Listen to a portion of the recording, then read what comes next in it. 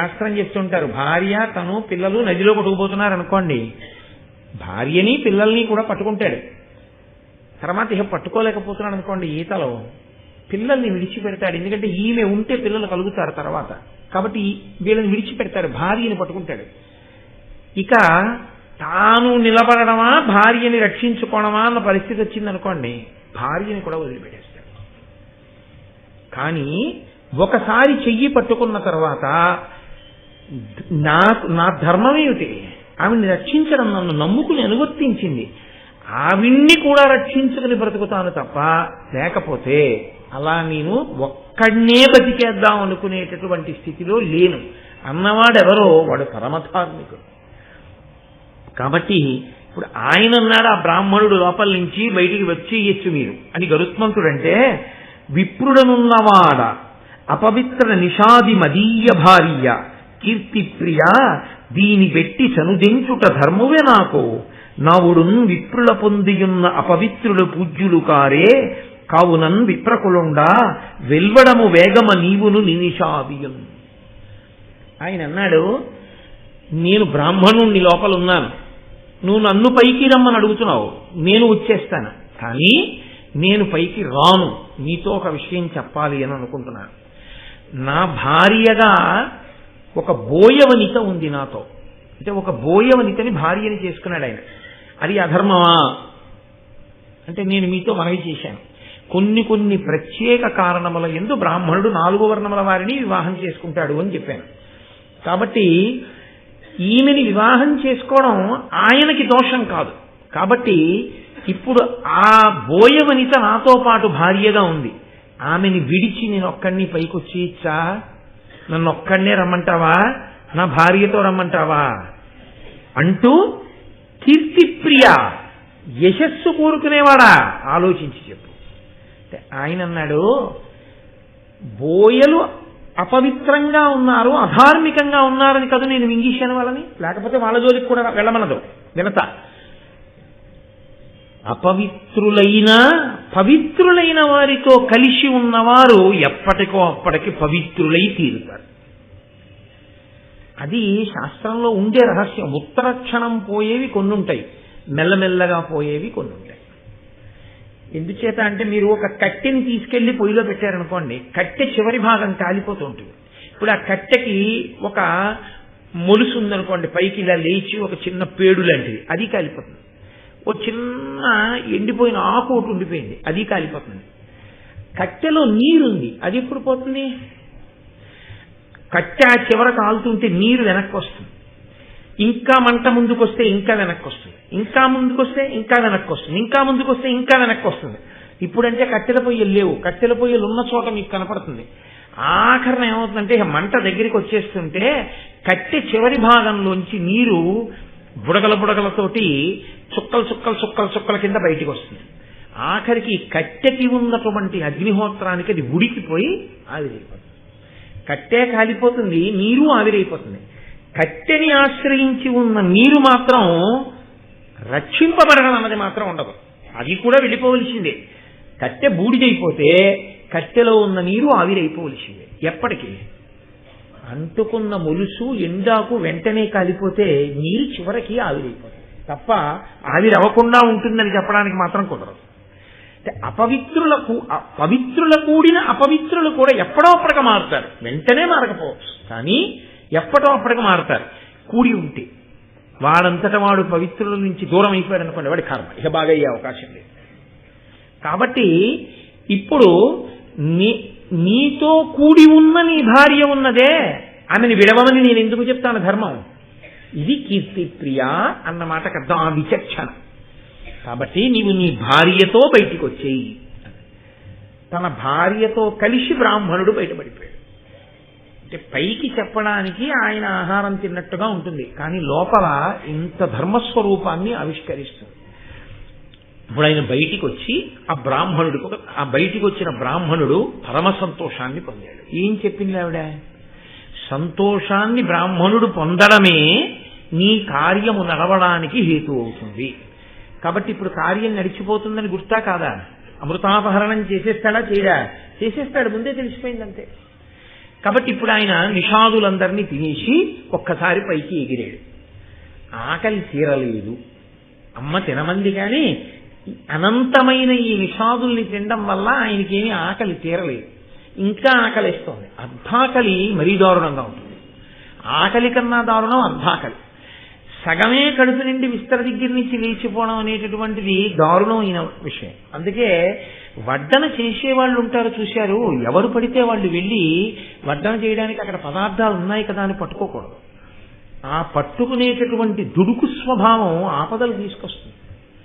వడ్డన కొంతకాలం బాగా పరిశీలనం చేసి ఇలా వడ్డించాలన్నమాట అన్నది నేర్చుకుంటే తప్ప ఎవరు పడితే వాళ్ళు వెళ్ళిపోయి ఏది పడితే అది పట్టేసుకుని ఎవరికి పడితే వాళ్ళకి వడ్డన చెయ్యకూడదు.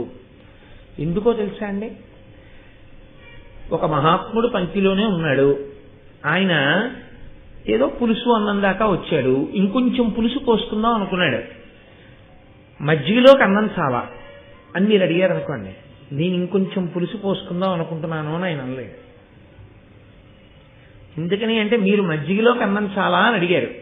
ఇంకా ఆయన ఇంకొంచెం పులుసు పోసుకుంటానమ్మా, నాకు ఇంకొంచెం అన్నం పెట్టండి అని ఏమంటాడు? ఆయనకి సిగ్గు కలుగుతుంది. ఆయన అంటాడు చాలమ్మా అంటాడు అని ఆ మజ్జిగ అన్నం తినేసి లేచిపోతాడు. ఇప్పుడు ఆ పాపం ఎవరి ఖాతాలో వేయాలి? మజ్జిగలోకి అన్నం చాలా అని అడిగిన వాళ్ళ ఖాతాలోనే వేయాలి.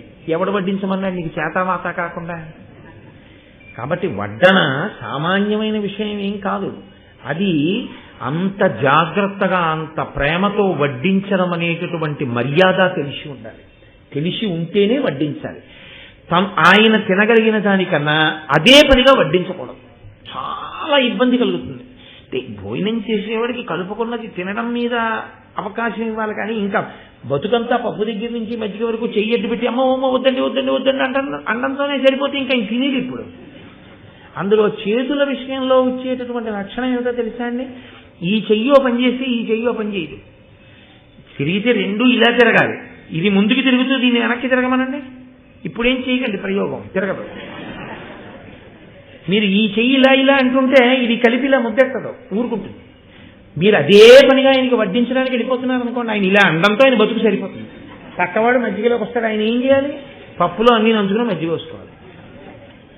ఎవరికి వెయ్యాలి ఈ పాపం? ఇప్పుడు అతి ప్రేమతో అనేక మార్లు వడ్డనకు వచ్చిన వాళ్ళ ఖాతాలోనే వేయవలసి ఉంటుంది. కాబట్టి ప్రతి విషయం ధార్మికంగా ఆలోచించవలసి ఉంటుంది తప్ప ఏదో చేశామంటే చేశామని చేయడానికి చేయకూడదు. శాస్త్రంలో పనులు పరాకుతో చేయవలసి ఉంటుంది. నువ్వు అన్నీ అలాగే చెప్తావయా వడ్డన దగ్గర నుంచి శాస్త్రం అంటావా అనుకోకండి, నేను ఉన్నమాట చెప్తున్నానంతే. కాబట్టి ఆయనకి కడుపు నిండలేదు. అమ్మ చెప్పింది తినమని, తినేశాడు. మళ్ళీ అమ్మ దగ్గరికి వెళ్ళిపోవడం ఎందుకు? నాన్నగారిని అడుగుదాం ఈసారి. అందుకని చెప్పి ఈయన ఆ దగ్గరలోనే ఉన్నటువంటి కశ్యప ప్రజాపతి దగ్గరికి వెళ్ళాడు. వెళ్ళి కశ్యప ప్రజాపతిని అడిగాడు, అయ్యా నాకు ఆకలి వేస్తోంది, అమృతాపహరణానికి వెడుతున్నాను, అమ్మని దాస్యం నుంచి విడిపించాలి అని. కాబట్టి నాకు ఆకలి తీరలేదు, కాబట్టి నేను తినడానికి ఇంకా పదార్థం ఎక్కడుంటుందో, ఏది నేను తినచ్చో నాకు చెప్పండి. అంత అమాయకంగా అడగాలంటే అంత శక్తి ఉన్నవాడు అలా ఎగిరి తినేద్దాంలే అనుకున్న తినేయకూడదు ఏంటి? కాదు. ఒక ప్రధాన కార్యం మీద వెళ్ళేటప్పుడు ఎటువంటి పదార్థాన్ని తిని వెళ్లాలో అటువంటి పదార్థాన్ని పెద్దల దగ్గర తెలుసుకుని తిని వెళ్ళడం చాలా చాలా మంచిది. మీ కార్యం జరగడం మీరు తినే ఆహారం మీద ఉంటుంది. మీరు తినే ఆహారం కూడా మీకు అటువంటి లక్షణాన్ని ఇవ్వాలి. మంచి రోహిణీ కార్తెలో హవిస్సుని ఇవ్వడానికి వెళ్ళేవాడు కాసిన పాలు తాగి వెడితే తప్పేం లేదు. కానీ ఏదో ప్రధానమైంది, ఏ 9 గంటలకో ఉదయం ఏ యాగశాలలోనో కూర్చుని ఒక 2 గంటలు ప్రసంగం చెయ్యాలి అని వెడుతున్నవాడు పెట్టారు కదా నూనె ఓడిపోతున్నటువంటి గారిలో, నీతిలో గారిలో ఒక అరడజం తినేసి వెళ్ళిపోయాడు అనుకోండి, ఇంకా 5 నిమిషాలకు ఒకసారి నాలుక పెడచకట్టేస్తుంది. దాహాన్ని కల్పించే పదార్థాన్ని తీసుకోకూడదు. దాహాన్ని సంతృప్తం చేసేటటువంటి పదార్థాన్ని తీసుకోవాల్సి ఉంటుంది. అందుకే కూల్ డ్రింక్ వేసవికాలంలో తాగడం ఈ దేశానికి తెలియదు. ఈ దేశానికి ఏం తెలుసు అంటే మజ్జిగ తాగడం తెలుసు. ఎందుకని అంటే అది దాహాన్ని అణుస్తుంది, శరీరములకు ఇతర రకములైన ప్రకోపం లేకుండా చేస్తుంది. చల్లగా వేడిగా ఉన్నప్పుడు మీరు చల్లటి కూల్ డ్రింక్ తాగండి, నాలుకకి బాగుంటుందేమో, కంఠానికి బాగుంటుందేమో, ఉత్తర క్షణంలో అనారోగ్యం పటమరిస్తుంది. కాబట్టి ప్రతి చిన్న విషయాన్ని మహాభారతం స్పృశిస్తుంది. ఎందుకు కశ్యప ప్రజాపతిని అడిగి తిన్నాడో మీకు ఎదర తెలుస్తుంది. అంటే కశ్యప ప్రజాపతి అన్నాడు, నాయన ఇక్కడికి దగ్గరలో ఒక పెద్ద సరస్సు ఉంది. ఆ సరస్సులో ఒక తాబేలు ఉంటుంది, ఒడ్డున ఒక ఏనుగు ఉంటుంది. నీటిలో తాబేలుకి ఒడ్డునున్న ఏనుగుకి యుద్ధం ఎందుకు? కానీ ఆ ఇద్దరు ఎప్పుడూ కొట్టుకుంటుంటారు. వాళ్ళిద్దరూ ఎందుకు కొట్టుకుంటారంటే ఒంట్లో బలం ఉంది. బలం ఎక్కడదంటే తినడం వల్ల వచ్చింది. ఆ ఏనుగు వెళ్ళి తినొస్తుంది, తాబేలు లోపలికి వెళ్ళి తినొస్తుంది. తిని రావడం ఎందుకంటే కొట్టుకోవడానికి. అలా కొట్టుకుంటుంటారు ఇద్దరు. ఇద్దరిలో ఎవరు ఎవరికి లొంగరు. అలా కొట్టుకుంటూనే ఉంటారు. ఆ ఇద్దరూ కొట్టుకుంటూ ఉండేటటువంటి వాళ్ళు ఉన్నారే, ఆ తాబేలు ఏనుగు, వాటిని గజకచ్చపములు అని పిలుస్తారు. ఇప్పటికీ గజకచ్చపాలా దెబ్బలాడుకుంటున్నారా అంటారు. మహాభారతంలోంచి రామాయణంలోంచే సూక్తులన్నీ వచ్చాయి. అందుకని ఆ గజకచ్చపాలు రెండు దెబ్బలాడుకుంటాయి. అవి ఎవరో నీకు తెలుసా? విభావసుడు, సుప్రతీకుడు అని అన్నదమ్ములు ఉండేవారు. అందులో విభావసుడు అన్నగారు తల్లిదండ్రుల దగ్గర నుంచి వచ్చినటువంటి పిత్రార్జితం ఉంది ఆస్తి, దాన్ని పెద్దన్నగారు కాబట్టి ఆయన తన దగ్గర ఉంచుకుని తమ్ముడిని జాగ్రత్తగా చూస్తున్నాడు. ఒకానొకప్పుడు తమ్ముడికి ఎందుకో కోరిక పుట్టింది, ఎవరికి వాళ్ళం విడిపోయి ఎవరి ఆస్తి వాళ్ళు పనిచేసుకుంటే గొడవ వదిలిపోదు, ఈయన సంపాదించింది ఉన్నా లేకపోయినా తండ్రి గారి ఆస్తి పంచిచ్చేయమన్నాడు.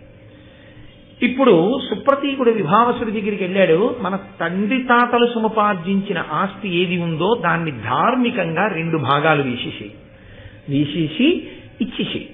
ఇచ్చేస్తే మనం ఇద్దరం అనుభవిద్దాం అన్నాడు. దానికి విభావసుడు అంగీకరించాడు. వాటాలు వేసుకోవడం ఏమిటి, పంచుకోవడం ఏమిటి, విడగొట్టుకోవడం ఏమిటిరా, అలా ఏం అక్కర్లేదు, ఇప్పుడు నీకు వచ్చిన ఉపద్రవం ఏమిటి, కలిసి ఉందాం అన్నాడు అన్నగారు. తమ్ముడికి కోపం వచ్చింది. అన్నయ్యని అధిక్షేపించాడు. అన్నగారికి కోపం వచ్చి, నువ్వు చాలా మదోన్మత్తుడవై మాట్లాడుతున్నావు కాబట్టి నీవు ఏనుగైపోదువుగాక అని శపించాడు. తమ్ముడికి కోపం వచ్చి, నేను పంచిమ్మంటే ఇవ్వలేదు కాబట్టి నువ్వు తాబేలు అయిపోదువుగాక అని ఈమె శపించాడు. ఇద్దరు శపించుకున్నారు. ఇద్దరి శాపవాక్కులకి ఇద్దరు గజకచ్చపములయ్యారు. గజకచ్చపములైతే అందులో ఈ తాబేలు 3 ఆమడల పొడుగు 10 ఆమడల వెడల్పు, అంత పెద్దదా తాబేలు. సామాన్యమైంది కాదు కదండి, ఎందుకంటే శాపవాక్కులతో వచ్చింది. ఏనుగు 6 ఆమడల పొడుగు 12 ఆమడల వెడల్పు, అంత పెద్ద పెద్ద ప్రాణులు 2. ఇవి 2 దెబ్బలాడుకుంటూ ఉంటాయి. వాటి గొడవ ఎప్పుడో ఒకటి తీరిపోవాలిగా. అందుకని ఏం చేస్తానంటే కొట్టుకుంటున్నాయి, చచ్చిపోవు. కాబట్టి పరిష్కారం లేని ఈ సమస్యకి పరిష్కారం నువ్వు చేసి నువ్వు వెళ్ళి తినేవి వాళ్ళిద్దరు గొడవ అంటే ఆయన నాడు చాలా సంతోషం నాన్నగారు, నేను తినేస్తాను. ఇప్పుడు ఆయన వెళ్ళాడు వాటిని తినేయడానికి. అది పెద్ద విషయం ఏం కాదు, ఇంకా గరుత్మంతుడికి తినేస్తాడు. కానీ కశ్యప ప్రజాపతి ఎందుకు చెప్పినట్టు ఈ విషయాన్ని, దీన్ని మీరు చాలా జాగ్రత్తగా గుర్తుపెట్టుకోవాల్సింది. ఎందుకు ఎడుతున్నాడు గరుత్మంతుడు? అమృతాపహరణానికి వెళ్తున్నాడు. అమృతాపహరణం ఎందుకు చేస్తున్నాడు? తమ్ముళ్ళ అన్నల కోసం చేస్తున్నాడు. అన్నలు ఎందుకు అడిగారు అమృతాన్ని? గరుత్మంతుడికి దాస్యం పోవాలంటే అమృతం తెమ్మన్నారు. అమృతం ఎందుకు వాళ్ళకి అంటే గరుత్మంతుడు దొరికాడు కాబట్టి తేరగా అమృతం తాగేసి బతికేద్దాం. ఇది ఇందులో ఒక విషయం ఒకటి ఉంది అని మీరు గుర్తించవలసి ఉంటుంది. ఎప్పుడైనా కలిసి ఉన్న వాళ్ళు విడిపోవడం అన్న మాట తెచ్చుకోకూడదు. కలిసి ఉన్న వాళ్ళు విడిపోదామన్న మాట మీద విడిపోవలసి వస్తే అత్యంత మర్యాదతో అత్యంత ప్రేమతో విడిపోవడం అన్నది జరిగిందనుకోండి, ఇద్దరూ వృద్ధిలోకి వస్తారు. అలా కాకుండా పోరుబాట వలన విడిపోయారనుకోండి, ఇద్దరూ వృద్ధిలోకి రారు. ఎందువలన అంటే దెబ్బలాడుకుని విడిపోవడం అంటూ ఒకసారి జరిగిన తర్వాత ఇంకా తర్వాత మళ్ళీ ఆ కారణం పూర్తయిపోయింది కదండి, దెబ్బలాట ఏదో ఒకటి విడిపోయాం కదండి, అది ఇంకిక్కడి నుంచి కలిసి ఉందామన్నది కుదిరేది కాదు. ఆ తర్వాత కూడా దెప్పి పొడుపులే ఉంటాయి.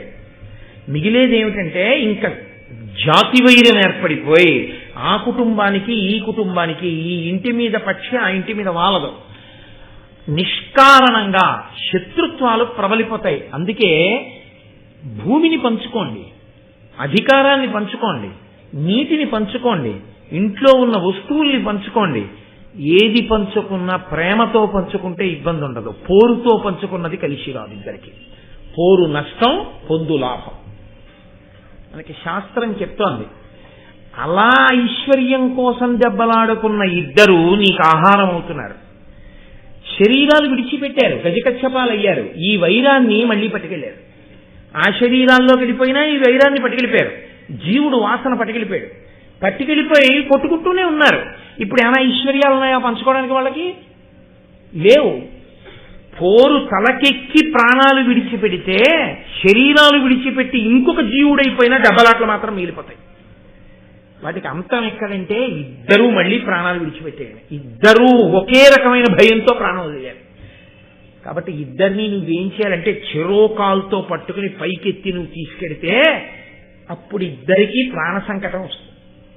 వచ్చి వాళ్ళిద్దరూ కొట్టుకు చావడం వేరు, ఇద్దరూ కలిసి మూడో వాడి చేతిలో చస్తున్నారు అనుకోండి, అప్పుడు ఇద్దరిలో బుద్ధి వస్తుంది.